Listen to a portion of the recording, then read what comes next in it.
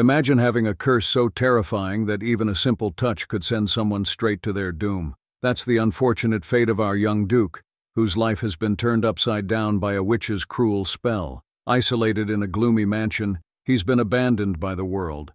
Well, almost.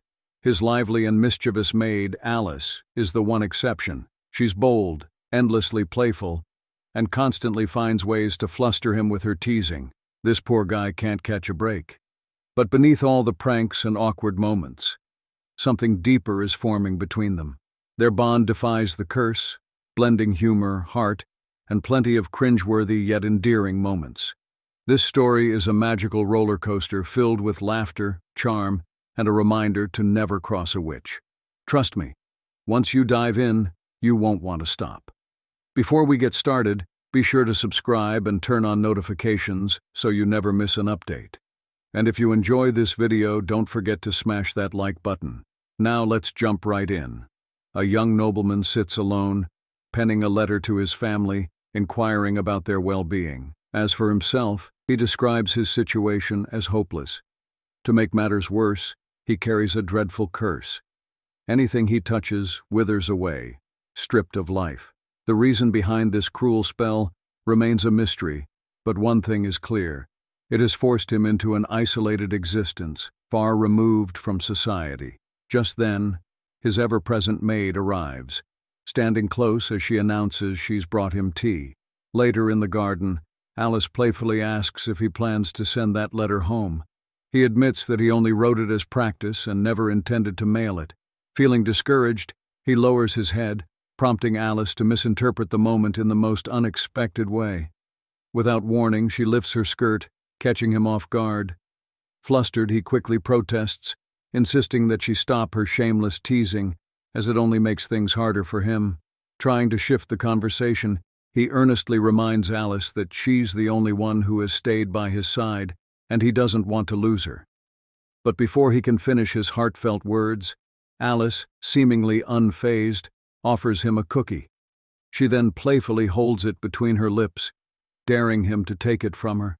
Hesitantly, he accepts, resulting in an indirect kiss, something Alice doesn't let him forget, teasing him relentlessly about it.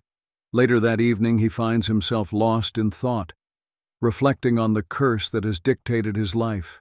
His mind drifts back to the moment it all began, the day a witch, determined to ensure he would never experience love, cast this devastating spell upon him when he was just 5 years old.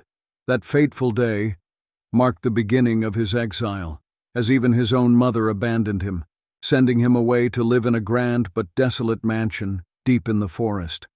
Back in the present, as he wanders through the garden, a sudden movement startles him. A butterfly flutters past, making him stumble. Instinctively, he reaches out for support, only for his hand to brush against a tree. Within seconds, the tree withers and collapses.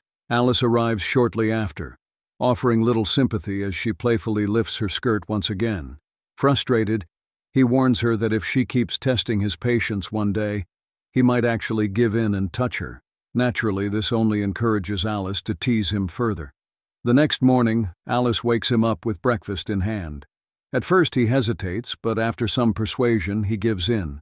When she questions his reluctance, he explains that mealtimes are among the hardest moments for him, a painful reminder of his curse. In an attempt to lift his spirits, Alice shares some unexpected news. His childhood friend Philip wants to visit. Though hesitant, he eventually agrees. Trying to recall Philip, he turns to Alice, who reminds him that Philip was the mischievous childhood friend who used to prank him by throwing bugs and other things at him.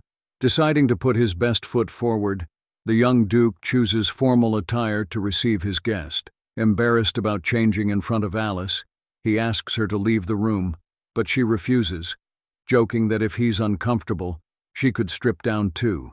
Despite his protests, she eventually convinces him to get dressed while she stays. As she helps him with his tie, she gets a little too close for comfort, prompting him to ask her to keep her distance, not just from him, but from Philip as well. Later that night, as he contemplates his lonely fate, he softly admits to Alice that he feels utterly worthless. Without hesitation, Alice comforts him, assuring him that no matter what, they will find a way to break his curse together.